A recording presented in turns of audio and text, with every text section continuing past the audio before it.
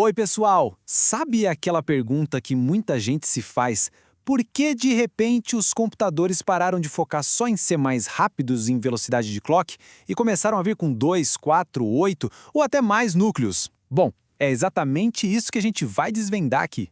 O nosso roteiro é bem direto. Primeiro, a gente vai entender o que é, afinal, um núcleo. Depois, vamos ver por que aquela corrida maluca por velocidade num único núcleo simplesmente bateu num muro. Aí entra a solução multicore, só que ela trouxe um baita desafio para o pessoal do software. E para fechar, vamos dar uma olhada em como os processadores modernos são organizados hoje em dia. Então, bora lá! Então, para começar, vamos colocar todo mundo na mesma página com o básico do básico. O que de fato é um núcleo de um processador? Pensa assim, de um jeito bem simples. Um processador multicore é, na verdade, um único chip que tem vários cérebros trabalhando de forma independente lá dentro. Cada um desses cérebros, que a gente chama de núcleo ou core, é basicamente um processador completo em miniatura, sabe? Ele consegue executar tarefas sozinho do início ao fim. E aqui está o pulo do gato, a pergunta que move toda essa nossa conversa. Por décadas, a regra do jogo era uma só: pegar um cérebro e fazer ele pensar mais e mais rápido. Simples, né? Só que, de uma hora para outra, essa estratégia parou de dar certo. A gente se pergunta, por quê? O que foi que aconteceu? E é aqui que a gente entra na segunda parte da nossa história. Os motivos que fizeram os engenheiros pisarem no freio. Eles literalmente bateram no que a gente chama de muro do desempenho. Chegou num ponto em que acelerar um único núcleo se tornou, praticamente impossível, tanto do ponto de vista físico quanto do financeiro. Para entender como a gente chegou nesse muro, é legal ver os truques que os engenheiros usavam para tirar mais e mais performance. Primeiro, veio o pipeline. Imagina uma linha de montagem de carro, só que para instruções de computador. Genial. Depois pensaram, e se a gente fizesse várias linhas de montagem ao mesmo tempo? Isso é arquitetura superescalar. E para fechar, veio o SMT, o Multithreading Simultâneo. A ideia aqui era deixar várias tarefas diferentes, os tais threads, usarem essas linhas de montagem ao mesmo tempo. Cada um desses truques deixava o chip mais complexo, mas, uau, como ficava mais rápido. Só que aí começou o problema. Toda essa complexidade começou a dar cada vez menos resultado. É o que a gente chama de retornos decrescentes. E tem uma regra, a regra de Pollack, que resume isso de forma brutal. Para conseguir um ganho de míseros 40% de desempenho, você tinha que dobrar a complexidade do chip. A conta simplesmente não fechava mais. O esforço era gigante para um ganho pequeno. Mas o verdadeiro vilão, o golpe final, foi o calor. Dá uma olhada nesse gráfico. A curva subindo exponencialmente mostra isso sem deixar dúvidas. Conforme os chips ficavam mais complexos e mais rápidos, a quantidade de energia que eles consumiam, e claro, o calor que eles geravam, simplesmente explodiu. A gente chegou a um ponto, sem exagero, em que os processadores estavam esquentando tanto que corriam o risco de derreter. Não tinha mais para onde ir. A corrida pela velocidade de um único núcleo tinha chegado ao fim.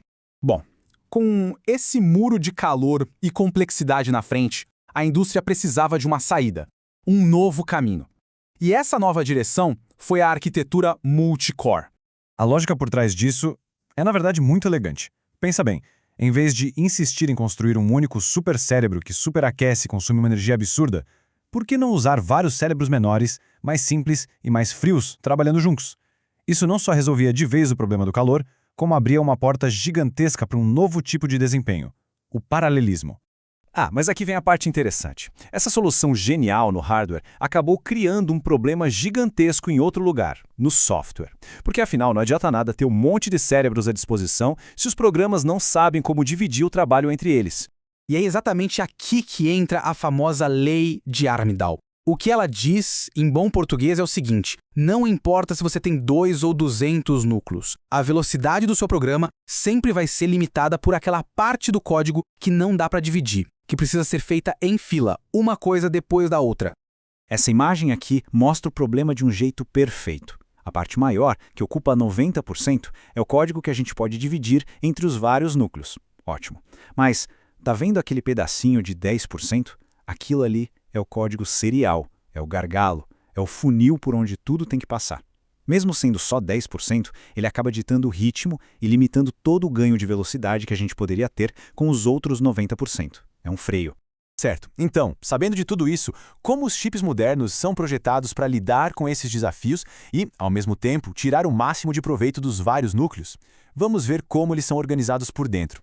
Um dos segredos para tudo funcionar bem é a organização da memória cache. É tipo uma hierarquia de memórias. Bem pertinho de cada núcleo tem uma memória minúscula e ultra rápida, o cache L1. É para aquilo que ele está usando agora. Depois, a gente tem o L2 e o L3, que são maiores e muitas vezes compartilhados entre vários núcleos.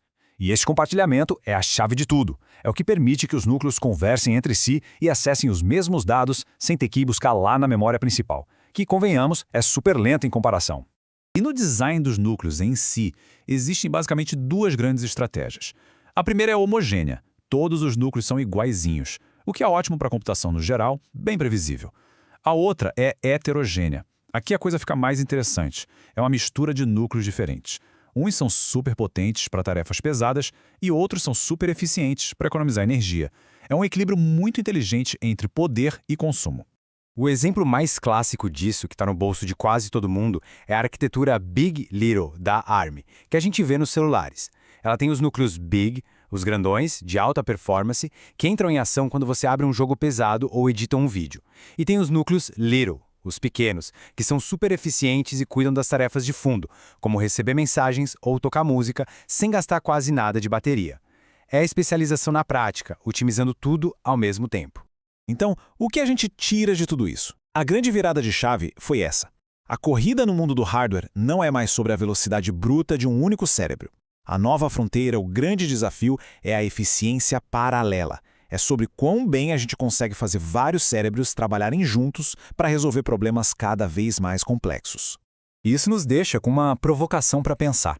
O maior desafio hoje não está mais nas mãos dos engenheiros de hardware. Eles já fizeram a parte deles, nos deram esse poder imenso do paralelismo. Agora, a bola está com os desenvolvedores de software. A grande questão que vai definir o futuro da computação é: será que o nosso software vai conseguir evoluir rápido o suficiente para de fato usar todo o potencial que esses vários cérebros oferecem?